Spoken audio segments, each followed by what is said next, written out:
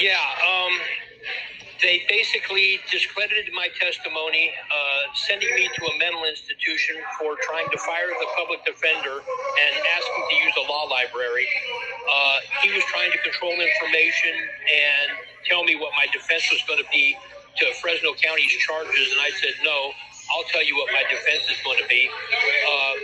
He was trying to basically control information. When I tried to fire him, he said I was incompetent. They sent me to a mental institution twice, trying to force me into an insanity plea to absolve them all of liability and give up entitlement to my trust fund inheritance, my savings funds. I refused to do it. Each time that I got back, I continued to try to fire him, and they kept raising the charges on the information against me, which is vindictive prosecution for demanding a trial. It took 2 years to get him off my case. Then I finally got another attorney on my case.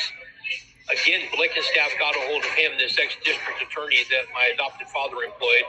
He then wouldn't investigate, wouldn't call witnesses, wouldn't present any documentary evidence. He allowed the prosecution to delay discovery till 12 days and 4 days before trial in violation of the penal code. He absolved the prosecution of liability. He let them put in jury instructions to withhold evidence and suppress evidence in violation of Brady versus Maryland and the California Constitution 128, truth in evidence, where all relevant evidence shall be admitted into every criminal proceeding. He disparaged me in front of the jury. He berated me in front of the jury. He wouldn't file objections to anything the prosecutor did. The only objections he filed were to my statements. He just threw my case. I got no defense. He withdrew from a duress defense, entrapment defense, and a self-defense defense. Even the prosecutor said that he presented nothing, no defense in court. And I was just railroaded to a kangaroo court. Since then, I've tried to file habeas corpuses in Fresno County Superior Court. Dave, so now Dale Blickenstaff was involved in your case, but wasn't he involved in your earlier life too? Yeah, well, he was involved in every case I've ever had. My adopted father employs him to manipulate the legal system to ensure my conviction, so I can't be a credible witness in court against anybody. When I was a kid, my adopted father murdered a guy in front of me, and then bribed the Sheriff's Department, Police Department, DA's office in 1966. That Ernest Rojas, the cop that came over and set me up, he was a cop when my adopted father murdered the guy in front of me. When my grandfather died, he moved out into a multi-million-dollar house on the most exclusive private country club in Central California, and then opened his own private investigating business. Blickenstaff and him both work in the federal courts. Blickenstaff stays behind the scenes and manipulates the court system.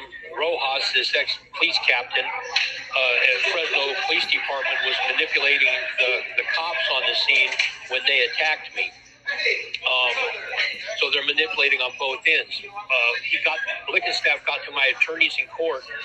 I think the trial judge worked for Blickenstaff at the DA's office. He was an assistant district attorney. I can't find out when or at what time.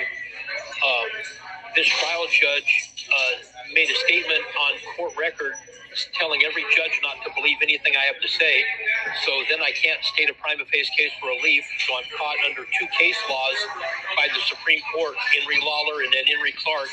One says, if taking the facts alleged is true, petitioner has established a prima facie case for relief on habeas corpus, that an order shall cause an issue. But it's a verified petition signed under penalty of perjury, and it has to be accepted as true. There's no if. So now the Superior Court and the Appellate Court won't believe anything I have to say to be true, because Hoff, the trial judge, is the presiding judge of Fresno County Superior Court. So then it comes under Henry Clark, and it says it's long been the rule that absent a change in the applicable order of facts, the court will not consider repeated applications presenting claims for habeas corpus previously rejected. So now no California court will hear my case. So I've got 76 case numbers. I've filed over 3,500 legal documents, over 200,000 pages. I just surpassed 1,870 legal mailings. After the Superior Court, I went to the Appellate Court. They automatically summarily denied it. Then I went to the Federal Court in Fresno, and the magistrate judge that took my case was Dennis L. Beck.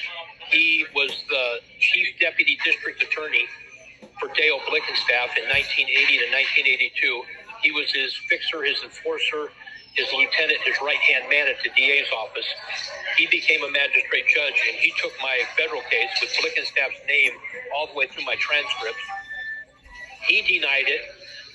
Then I went to the district court judge with an objection to this, and then the district court judge is Lawrence J. O'Neill.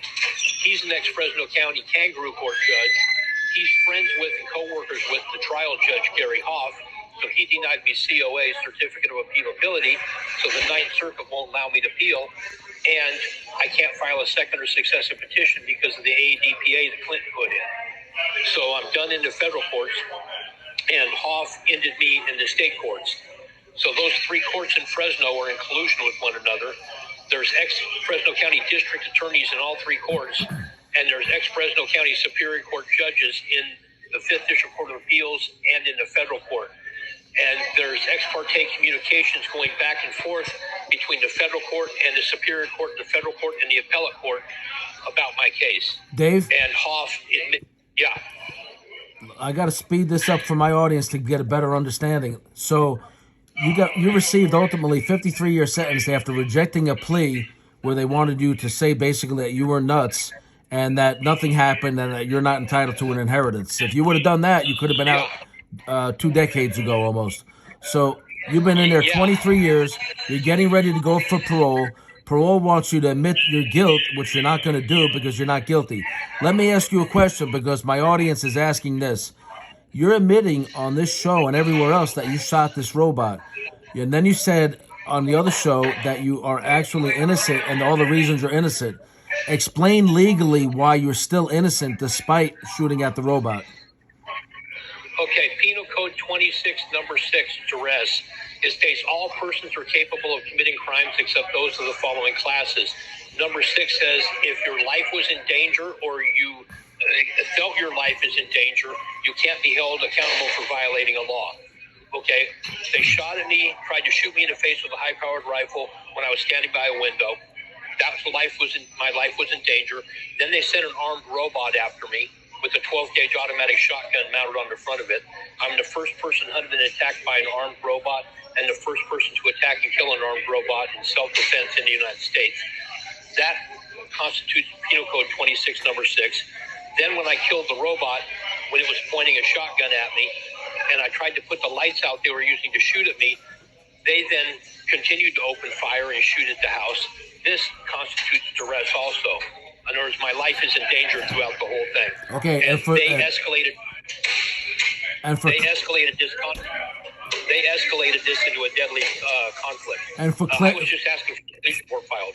Right, you were just asking for a police report filed because the lawyer sent you, William Coleman sent you a copy of the trust agreement that was clearly altered and tampered with, and you went home. You went home to Fresno, where you've been avoiding this place for a long time because of the corruption.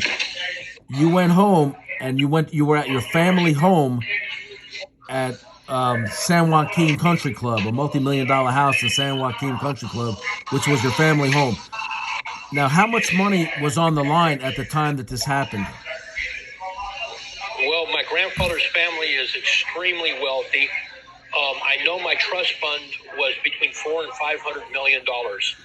I was to get 1/3 of it at 35, 1/3 at 40, and 1/3 at 45.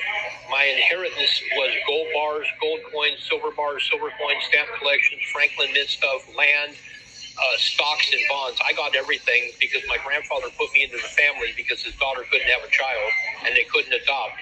And he left me everything because after he put me in the family, I got abused.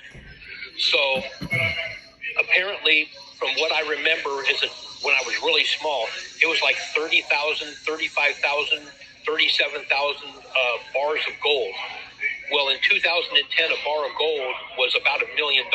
So that would be between 30 and 37 billion dollars in just the gold bars that were paid by a president of the United States. The gold coins were $500 million when I was a baby, And when gold went to $3,100 an ounce in 2010, most of the gold coins that weren't worth that were all destroyed. Now, the Maxwells were the parents of your adopted mom. They were Freemasons, so there's a masonry aspect to this, and they were very good to you, weren't they? The Freemasons were very good to you, right? Yeah, my grandfather was one of the wealthiest Masons in the United States. He ran the Masonic Temple in Fresno. Okay. He went to the Masonic Temple to arrange my birth. Okay, so you're adopted into this family. This inheritance was going to you. Your sister ended up, looks like, with all of it. Marissa, she's in San Francisco, living in a gigantic mansion that's worth about $40 million. She does nothing to help you, and incredibly, her husband is in the gold business right now, as we speak. Yeah, I know. Over $1 billion worth of gold laundered. All right, we're going to wrap this up. Now, Dave's going for a parole hearing next week. We want to support Dave. We want to try to see if we can pray and we can help him in any way he can. We're looking for a forensic document examiner that can testify in a California court.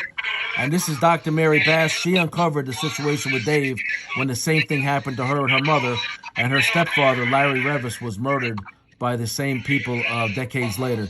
Dave, we're going to have to wrap this episode up. We want to circle back with you and get some more of your story very, very soon. We're going to be doing a series. Thank you for joining us. Have a good one, you guys. Thank you. Okay? Yep, we're under the gun with the timer here. Thank you for joining us from prison in California. Have a good one. Thank you. You're welcome. I'll call you back on the phone.